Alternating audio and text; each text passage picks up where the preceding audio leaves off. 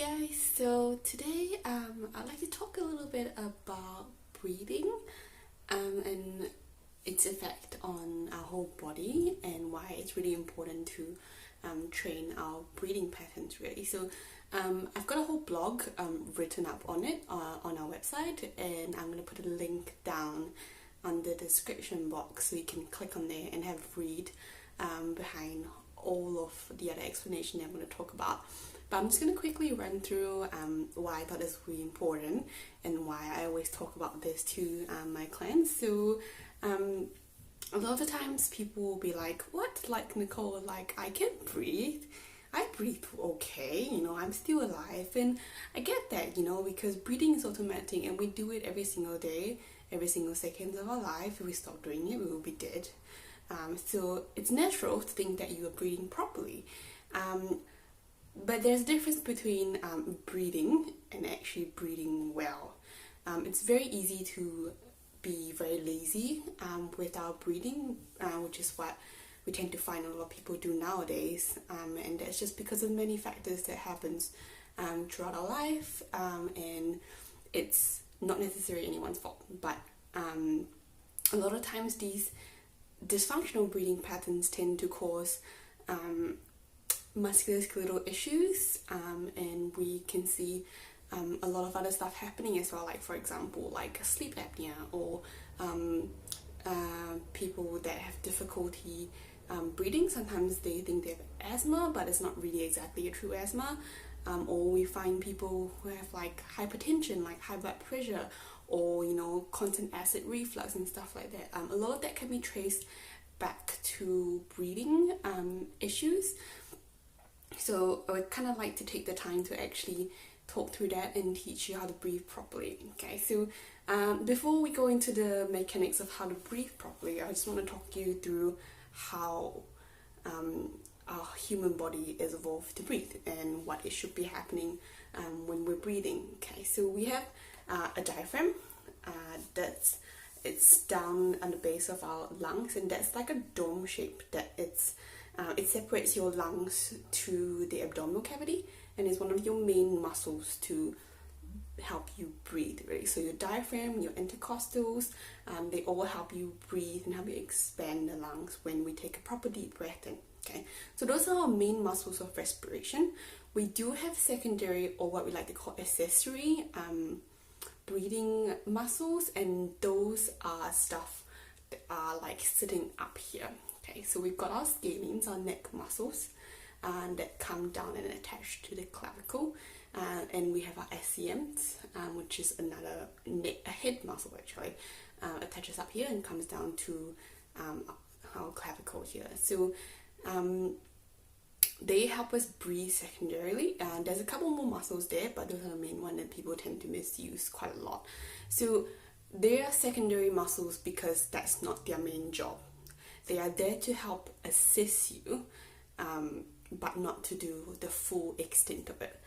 But we're finding that a lot of people tend to misuse them as their main respiratory muscle, and they're not utilizing those down there. So if you tend to be someone that likes to take like a shallow breath, like a small breath up here, like you're not fully inhaling down towards your lungs, or you're finding when you breathe you tend to like shrug your shoulders up a lot and you tend to use just here, that's when we call like it's a dysfunctional breathing pattern. So you're just using all of these things up here to help you breathe, which is not very efficient, and it tends to cause a lot of neck issues, headache. Sometimes it tends to lead to rib cage and neck and upper back dysfunction as well, because we're not fully mobilizing the ribs and the spinal segments down lower down the area. So when we breathe, we should be taking a deep breath in through the nose, and you should inflate through the whole lungs, and expanding through the rib cage and dropping down through the diaphragm.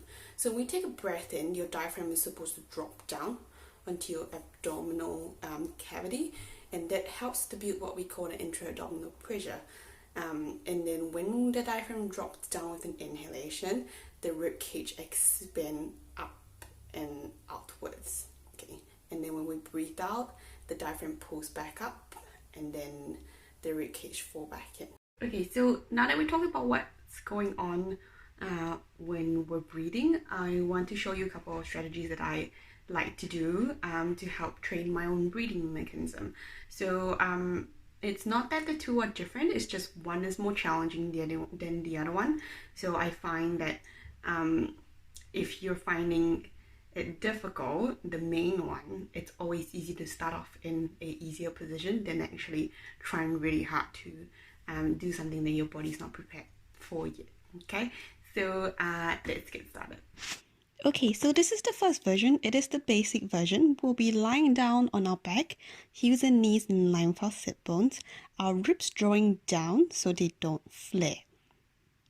We're going to have our neck long and our chin tucked to make a long neck. And your hands will be on your side. You can have them on your bottom ribs as well to feel the expansion. I'm just going to keep mine there for the first one. So when we breathe, we want to breathe in through our nose and we want to breathe out through the mouth. So we're going to take a breath in and inflate through the bottom ribs and breathing out using a pursed lip. So you're going to make an O with your mouth and you want to slow and steadily breathe out and hold that as long as you can. Okay, so when we then take another breath and you can see my ribs and my tummy expand.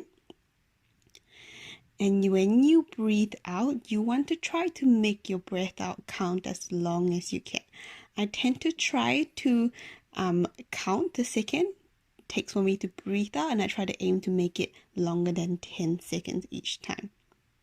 So definitely start with this one. This is a basic version and try to do a couple of times each day. That will be really good for you as a starting point to build that. Okay, so let's move on to the main one. This is called supine 90-90 breathing or supine tabletop breathing. We want to have our legs up into tabletop one at a time. And you want to make sure your knees is over your hips and your shins are parallel. Okay, so you should feel your abs working and your neck long, chin tuck. Okay, so we're going to take a breath in through our nose and you can see my belly and the side of my ribs start to fill. And we want to breathe out slow and steadily using your mouth as well. So we're going to still do that same pursed lip breathing. And I'm going to put my hand on my tummy so you can see that expansion again. Take a breath in through the nose, inflating through the whole abdominal cavity. So not just through the front, but through the whole abdominal cavity, 360 degrees. And then count your second as you breathe out as well. Okay, so same thing, guys. If we can do this, let's say, 10 to 15 breath every day, and that will be really good to start training that breathing patterning. All right, hope you enjoyed this video and go on to the website to read the blog.